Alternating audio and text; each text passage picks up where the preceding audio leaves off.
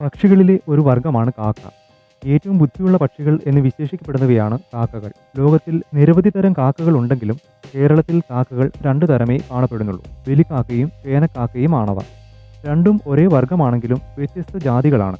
ദൂരെ നിന്ന് നോക്കുമ്പോൾ ഒരേപോലെ തോന്നാമെങ്കിലും സൂര്യപ്രകാശം പ്രതിഫലിക്കുമ്പോൾ വെലിക്കാക്കയും പേനക്കാക്കയും തമ്മിലുള്ള വ്യത്യാസം മനസ്സിലാക്കാം. കണ്ണാറൻ കാക്ക എന്ന് പറയുന്ന വെലിക്കാക്കയുടെ തൂവലുകൾ പൂർണ്ണമായും കറുത്ത നിറമാണ്. കണ്ണാറൻ കാക്ക, കാട്ടുകാക്ക, ഇന്ത്യൻ കോർബി എന്നീ പേരുകളിലും ഇവ അറിയപ്പെടുന്നു.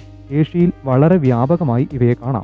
ഏത് പരിതസ്ഥിതിയുമായും വളരെ പെട്ടെന്ന് ഇണങ്ങിച്ചേരുന്ന ഇവയ്ക്ക് പലതരത്തിലുള്ള ഭക്ഷ്യ സ്രോതസ്സുകളെ ആശ്രയിച്ച് ജീവിക്കാനാകും. പുതിയ പ്രദേശങ്ങളിൽ കോളനികൾ സ്ഥാപിക്കുന്നതിൽ ഈ പ്രത്യേകതകൾ ഇവയെ സഹായിക്കുന്നു. താരതമ്യേന വലിയ കൊക്കുകളാണ് ഇവയുടേത്. വെലിക്കാക്കയുടെ കൊക്കും ദേഹവും പേനക്കാക്കകളേക്കാൾ ദൃഢവും വലിപ്പമുള്ളതുമാണ്. എന്നാൽ രാമൻ കാക്ക എന്ന് പറയുന്ന പേനക്കാക്ക കഴുത്തും തലയും ചാരനിറത്തിൽ കാണപ്പെടുന്നു. വീട്ടുകാക്ക, കൊളംബോ കാക്ക, കാവതിക്കാക്ക എന്നീ പേരുകളിലും അറിയപ്പെടുന്നു. ഏഷ്യയിലാണ് ഇവ വ്യാപകമായി കാണപ്പെടുന്നത്. 40 സെന്റിമീറ്റർ നീളമുള്ള ഇത് വലിപ്പത്തിന്റെ കാര്യത്തിൽ ചാക്ടോ കാക്ക, കാര്യൻ കാക്ക എന്നിവയുടെ ഇടയിലാണ്. എന്നാൽ ഇവയേക്കാൾ വളരെയേറെ മെലിഞ്ഞതാണ് പേനക്കാക്ക. തലയുടെ മുകൾ ഭാഗം, തൊണ്ട, നെഞ്ചിന്റെ മുകൾ ഭാഗം എന്നിവ തിളങ്ങുന്ന കറുത്ത നിറമുള്ളതും കഴുത്തും നെഞ്ചും ചാര നിറമുള്ളതും ചിറകുകളും വാലും കാലുകളും കറുത്ത നിറമുള്ളതുമാണ്. നിറത്തിലും കൊക്കിന്റെ വലുപ്പത്തിലും പ്രാദേശികമായ വ്യത്യാസങ്ങൾ കാണപ്പെടുന്നു.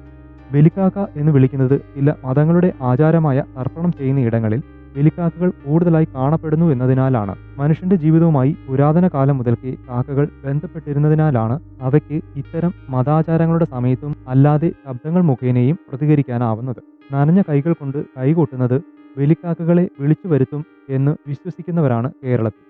വെലിക്കാക്കയും പേനക്കാക്കയും തമ്മിൽ സ്വഭാവത്തിൽ വ്യത്യാസമില്ല എന്നതും ഇരുകൂട്ടരും സമൂഹ ജീവികൾ ആണെന്നത് മൂലവും ഒരു ജാതിയിലെ തന്നെ പൂവനും പിടയുമാണെന്ന് പലരും തെറ്റിദ്ധരിക്കാറുണ്ട്. പരിസരങ്ങളിലെ മാലിന്യം നിർമ്മാർജ്ജനം ചെയ്യുന്നതിൽ ഒരു പരിധിവരെ കാക്കകൾ മനുഷ്യന് സഹായകരമാവാറുണ്ട്.